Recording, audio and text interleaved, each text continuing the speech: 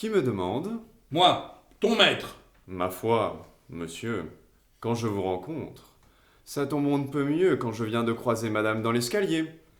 C'est que je voulais urgemment m'en ouvrir à vous quant à ce qu'il en est de son état. Ah ça, monsieur, il faut que je vous le demande. Madame est-y devenue folle? Que me chantes-tu là? Quand il n'y a rien là, absolument de rien de nouveau. Dis-moi plutôt, ce capitaine, Je viens de lui passer le moine dans son lit. tu as bien fait. Ne lésine point. Surtout ne lésine point. As-tu des draps bien propres? Une chandelle neuve? Une eau claire dans son verre? Oui, monsieur. C'est aussi que son feu ronfle, que son pain est on ne peut plus frais, et que le lait qu'il boit, il est juste tiré du pied à la Rolande. Tudieu, un coq en pâte qu'il est en effet, votre militaire. Et ces messieurs les officiers? Ils ne sont pas à plaindre. Tu me diras pourquoi. Tout simplement parce que Pompon, elle nous les sert à l'office à qui mieux. Bon, à ce qu'il paraît, elle nous fait un tant soit peu la coquine. Mais enfin, à ce que je le sais aussi, tout le monde se tient quiet et tranquille. Pour l'instant, Que dites-vous, monsieur? rien qui te concerne, mon bon ami.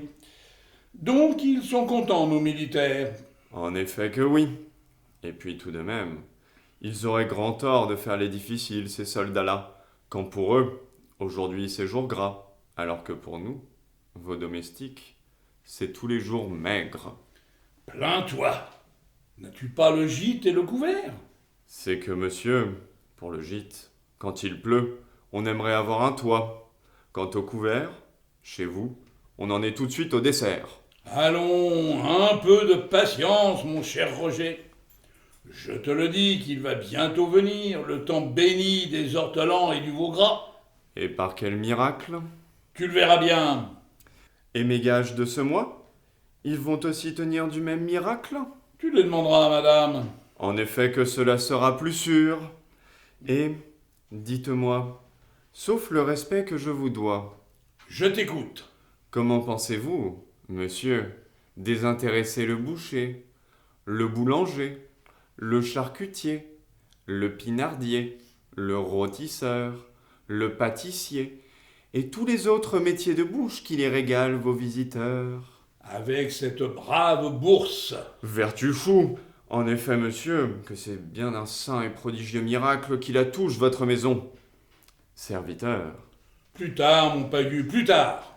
Ah ça, voilà que je suis encore refait. Cependant, comptez sur moi pour ne pas me laisser faire. Ni aujourd'hui, ni d'ailleurs. Un autre jour. Mais bon, Oui, mon cher Roger. il y a que je vous l'ai dit, monsieur, que je croisais madame dans l'escalier. En effet, tu me l'as dit. Mais enfin, ce n'est pas si farfelu que cela, que de croiser qui l'on sert dans son escalier. Tu ne crois pas? Certes, monsieur, certes. Toutefois, Allons, vide ton sac, mon petit Roger. madame, en me croisant, je vous le dis qu'elle m'aura fait un drôle de commandement. Et qui est? Je n'ose vous le dire. Par tous les autres diables. Pour que tu me répondes enfin, je te le demande, faudra-t-il donc qu'on t'y soumette à la question? Eh bien, elle me commandait de fermer les serrures de mesdemoiselles vos filles à double tour. Non, à triple tour. Même que, Même que? à leurs 3 portes, je dois y poser des verrous. Et de solides encore. En voilà une d'extravagance. C'est bien ce que je pense. Ah, voilà qui ne fait pas mon affaire quand j'ai 3 filles à marier. Cette nuit, il ne faudrait pas que nos officiers ils nous causent au vent quand ils se voudront batifoler. Dis-moi, les verrous, Hum, hum, hum. Monsieur pense bien qu'il en est de même que pour les serrures de nos demoiselles, qu'il en aura tout autant les doubles des clés qui les ouvrent. par Saint-Cucufa. Oh oh, Roger, mon bon Roger. Le sais-tu que maintenant que tu m'as dit tout ça, qu'il y a que je le suis à jamais sauvé de tous mes embarras? C'est tout comme pour moi. Tiens, c'est tout comme pour moi. Pourquoi donc nous dis-tu ça? J'ai mes raisons. Dis-moi pourquoi tu en as des raisons. Qu'importe, monsieur. J'ai mes raisons. Voilà tout. Comme tu voudras. En tout cas, En tout cas, monsieur, je compte sur toi. Je te parle naturellement des 3 clés des 3 verrous. il va de soi que je me ferai une joie de porter à monsieur ces 3 clés qui ne se marient qu'à certains trous de serrure. Et dis-moi, ces fameuses clés, quand me les porteras-tu? D'un instant à l'autre. Mais encore, Dès que notre forgeron, il me les fera tenir. mon gracieux, voilà qui est bien. Et même très bien. Quand tu me les donneras, tu seras on ne peut plus discret, n'est-ce pas? Allons, monsieur, il va de soi que je compte bien vous les servir sous le manteau. Voilà qui est parfait. À tout à l'heure, donc. À tout à l'heure, monsieur. Cependant, Cependant, monsieur pourrait-il m'obliger, maintenant qu'il y a que je le sais si bien pourvu? la peste soit de ce varlet. Il doit encore tendre la main. Et tiens, ne vous l'avais-je pas dit? Comme je viens de te le dire, pour tes gages, il te faudra attendre encore un peu. Certes, monsieur, certes. Eh bien alors, Monsieur, pour sa peine, pour les 3 clés, il y a seulement qu'il faut le désintéresser, votre forgeron. il est vrai. De combien lui suis-je redevable, je te prie? Donnez toujours. Oh là, Marot, ne cherche pas à me gruger. Combien, t'ai-je dit? Environ comme si, comme ça.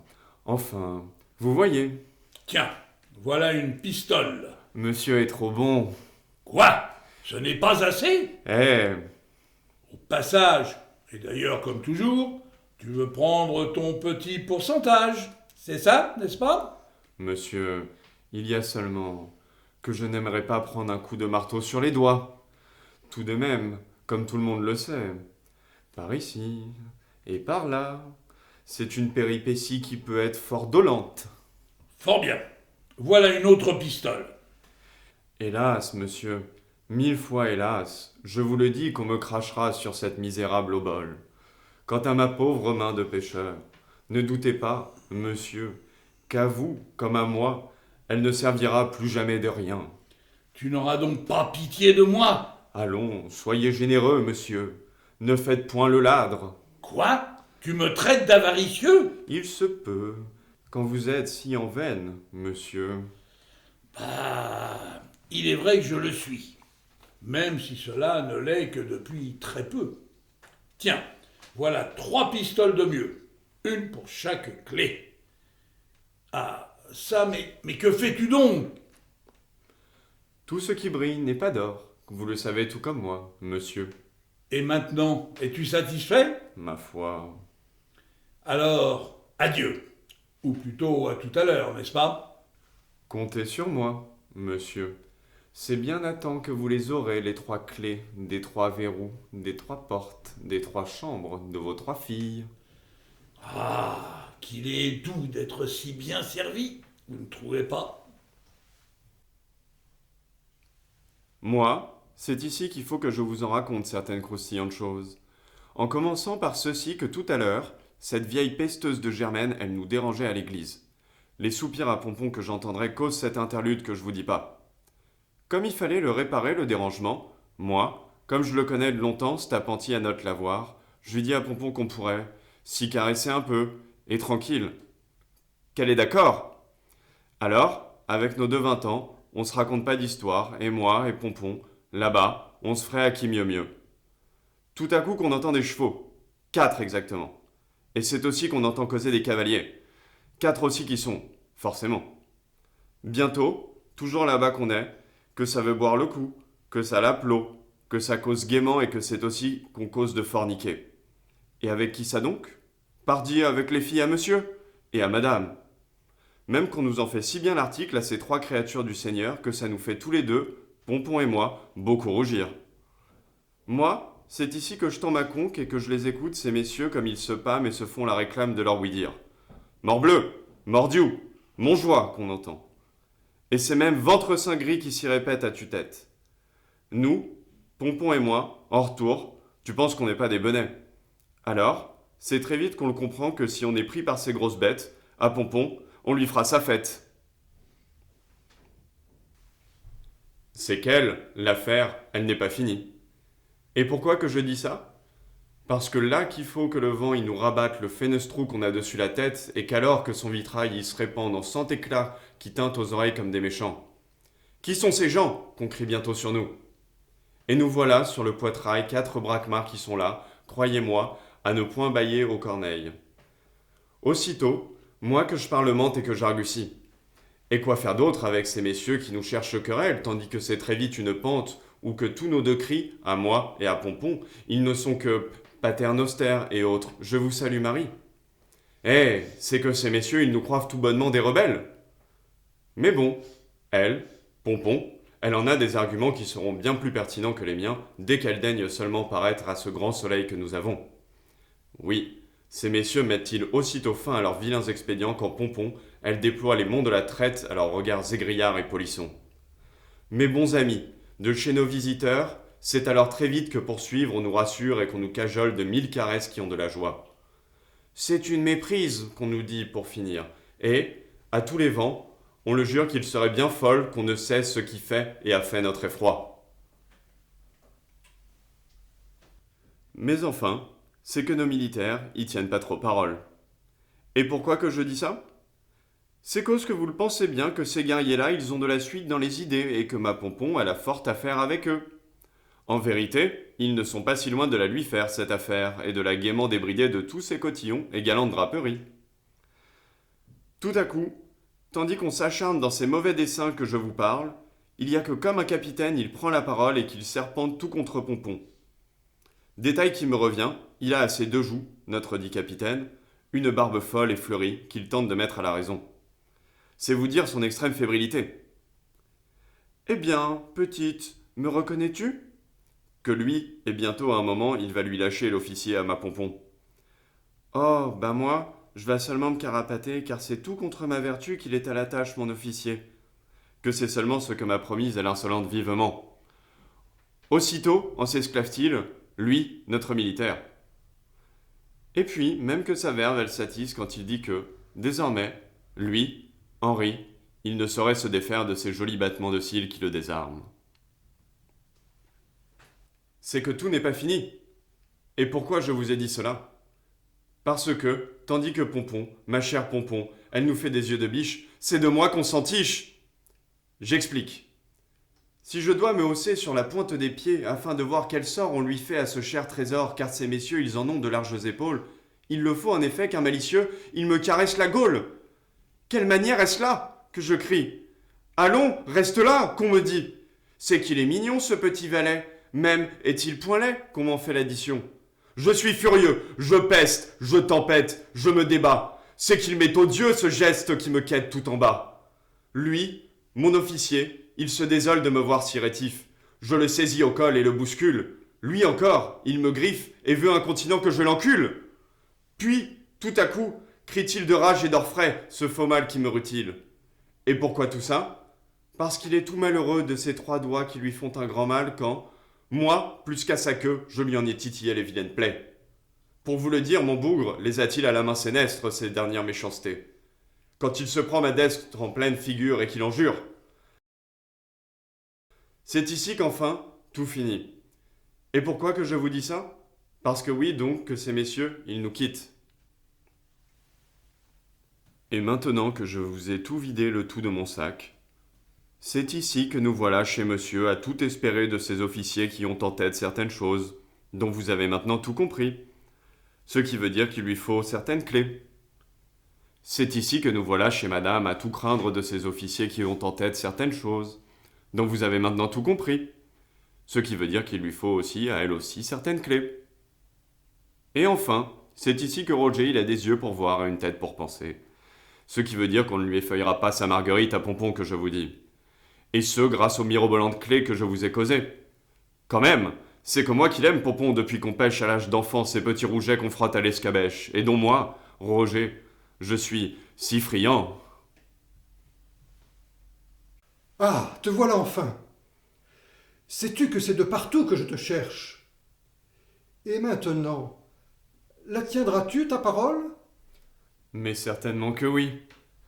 Par ma homme, mon noble compère, je vous le jure que c'est avant longtemps que vous tiendrez de moi, et par devers vous, tous les doubles, de toutes les clés, de tous les verrous, de toutes ces dames. Puis-je vraiment compter sur toi? Pardi que oui, que je vous le répète. Voilà qui est bien. Et même très bien. Cependant, Quoi, cependant? N'es-tu pas à oublier à qui tu parles? non pas, quand je parle à un certain capitaine. Le jurerais-tu que je ne suis que simple capitaine? En tout cas, vous en avez tout comme la martiale dégaine.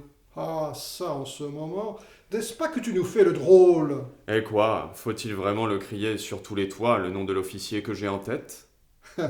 Après tout, tu n'es pas si bête. Je te donne raison, oui. Restons discrets et plus encore secrets. Toujours est-il que... Que toi, tu as quelque chose à me demander. En effet que oui, Et qui sera? que nul des hôtes de mes maîtres n'y touchera jamais à ma pompon. En effet, quand je baiserai avec ta pompon. Qu'avez-vous dit? Que Roger, il sera content de sa pompon. Et moi aussi. On la laissera tranquille? On la laissera tranquille. Point de main baladeuse? Point de main baladeuse, sauf la mienne. Ai-je votre promesse? Pas même une caresse, sauf les siennes. Voilà qui est fort bien.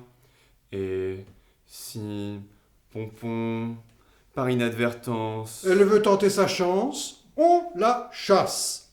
Sans doute un peu seulement. Elle restera à sa place? À ça si je mens que j'aille en enfer. Ah, cette sublime jument, bien sûr que je vais me la faire. Donnez-moi votre parole que vous et ces messieurs, vous ne lui ferez aucun mal, ni aucun bien. Je te donne ma parole que nul de mes ribots à Pompon, il ne lui ouvrira le bal. C'est que je ne suis pas sourd. Il n'a point promis pour lui. Et maintenant que j'ai promis, il faut me donner les clés. Les clés, vous les aurez seulement dans un moment. Maraud que tu es, pourrait-on connaître ce qui te retient? Tout simplement que vous n'avez pas promis pour vous-même. Moi, je le comprends qu'à cet instant, c'est seulement ton gentil esprit de fâcheux qui est à la traîne. Et moi, tout ce que je comprends, c'est qu'ici, c'est copieusement qu'on me ment. Qu'as-tu dit, mon drôle? Que, si vous voulez les clés de ces dames, il vous faudra jurer sur la tête à votre mère que Pompon, elle ne restera qu'à moi. Voyez-vous ça? Ce Roger, comme il nous en fait un drame, quand je ne veux pas le jurer que sa chère Pompon, elle ne baisera pas avec un roi.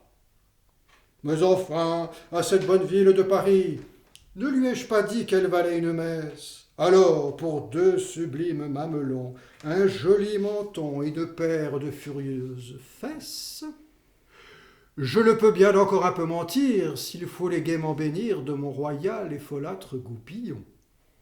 Mordiou, vinagueux que tu es, les clés, vas-tu enfin me les donner? Non point, mon capitaine, quand que je l'attends toujours de vous votre promesse. Donne-moi ces clés, maintenant il y a que c'est un ordre. Seulement quand vous y viendrez à tout me jurer. En vérité, il y a que je n'y songe pas. Sauf qu'il faut penser à la nuit qui vous attend. Allons! Cesse-les enfin, tes urticantes palinodies de Maquignon. Cela ne sera que quand je l'aurai enfin entendu, votre promesse. Fort bien. Garde-la donc, ta pompon, on n'y touchera pas. Vous le promettez? Ah, il y a que je te trouve enfin, mon petit. Viens par ici, car j'ai grand besoin de te parler. Monsieur le capitaine, ne vous inquiétez pas, c'est dans un instant que je vous le rends, ce brave garçon. Il y a seulement que lui et moi, nous avons à nous mettre d'accord quant à une affaire d'importance qui tient au bon service de ma maison. Hélas, que me voilà pour finir gros Jean par devant, quand il le faut que ce coquin de roi, il ne m'ait rien promis. Ah, et pour moi, victoire en rase campagne, car pour finir, à ce coquin de Maroufle, il y a que moi, je ne lui ai rien promis.